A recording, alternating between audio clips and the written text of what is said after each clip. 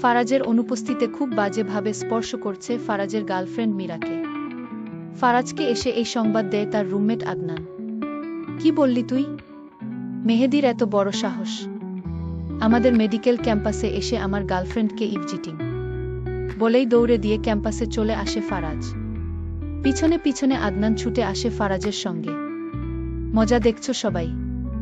বহিরাগত এক ছেলে এসে আমাদের ক্যাম্পাসে তোমাদের চোখের সামনে বাজেভাবে এক মেয়েকে উত্ত্যক্ত করল, বাধা দিতে পারলে না?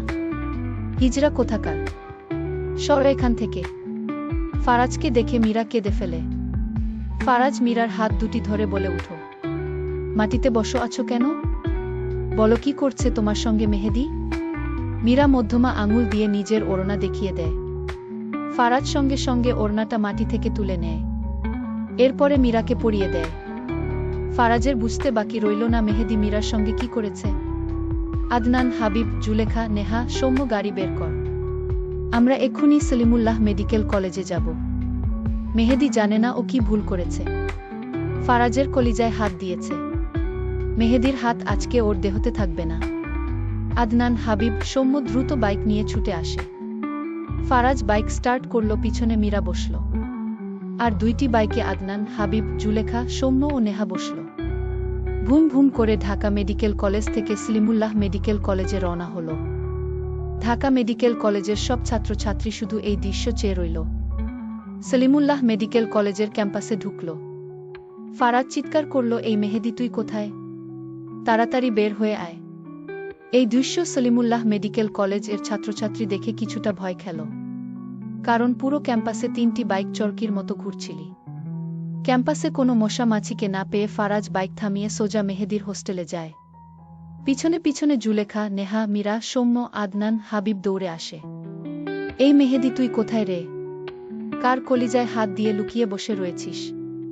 এই কে রে? কার এত বড় সাহস আমার রুমের সামনে চিৎকার করার? সঙ্গে সঙ্গে ফারাজ মেহেদীর নাক বরাবর একটা ঘুষি মারে। এরপরে মেহেদীর কানের দিকে আরেকটা ঘুষি। এরপরে মেহেদীর গালে খুপ্পর দেয় ডান হাত দিয়ে। মেহেদী সঙ্গে সঙ্গে ফ্লোরে লুটিয়ে পড়ে।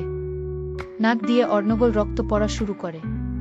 মেহেদীর রুমমেট ব্যাপারটা দেখে ভয়ে অজ্ঞান হয়ে যায়। মেহেদী পিটপিট চোখে ফারাজকে দেখছিল। মীরা ফারাজের পিছনে উকি দিচ্ছে।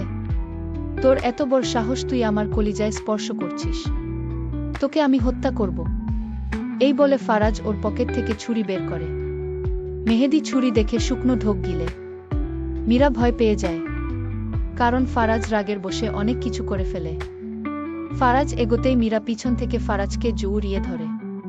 কি করছেন আপনি? এই জুলেখা, নেহা, তোরা কিসের জন্য এখানে এসেছিস? মীরাকে ধর। এই কুকুরকে হত্যা করে পিস পিস করে খিটব আমি। আদনান এসে ফারাজের হাত থেকে ছুরিকে খুঁড়ে নেয়। তোর কি হয়েছে ফারাজ? কলেজ থেকে রাস্টিকেট হতে চাস? ক্যারিয়ার নষ্ট করতে চাস? ভুলে যাচ্ছিস কেন তুই একজন ডক্টর? ডক্টরদের এত রাগ হলে পেশেন্টদের কিভাবে হ্যান্ডেল করবি? তুই বুঝতে চাইছিস না কেন আদনান? আমি আর এই কলেজে 1 বছর থাকব। আমি থাকাতেই মীরার উপর এসব যদি হয়, আমি এইখান থেকে চলে গেলে কি হবে বুঝতে পারলি? মীরা সবেমাত্র কলেজে এসেছে, প্রথম বর্ষে অধ্যয়নরত। হাউমাউ করে কান্না শুরু দিল ফারাজ। আমরা আসছি কিসের জন্য কথা বলছি আমরা? নিজের রাগ কন্ট্রোল কর ফারাজ। চুপ থাক, তোরা তো কাউকে ভালোবাসিস না। তোরা বুঝবি কি করে ভালোবাসার মানুষকে অন্যজন অপমান করলে কেমন লাগে?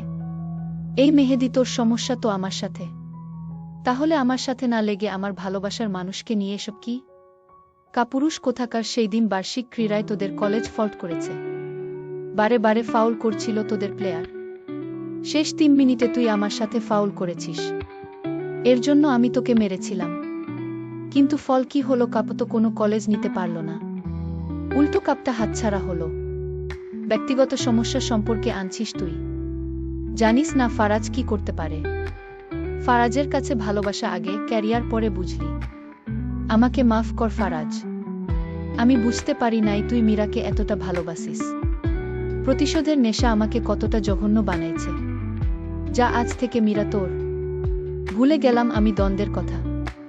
এরপর থেকে ঢাকা মেডিকেল কলেজ ও সলিমুল্লাহ মেডিকেল কলেজ ব্যাচমেট হয়ে থাকবে 5ম বর্ষের ছাত্র ও ছাত্রীরা। মীরাকে বাইরে থেকে প্রোটেকশন দিব আমি। আদনান, হাবিব, সৌম্য, জুলেখা ও নেহা বলে উঠল, ফাও ফাও, বেচারার নাকটা ফাটিয়ে দিলি ফারাজ। বলেছিলাম না, রাগ সম্পর্ক নষ্ট করে, মিষ্টি কথা সম্পর্ককে ভালো করে। এরপরে সলিমুল্লাহ মেডিকেল কলেজ থেকে সোজা ঢাকা মেডিকেল কলেজ চলে আসে ফারাজ ও তার সহপাঠীরা।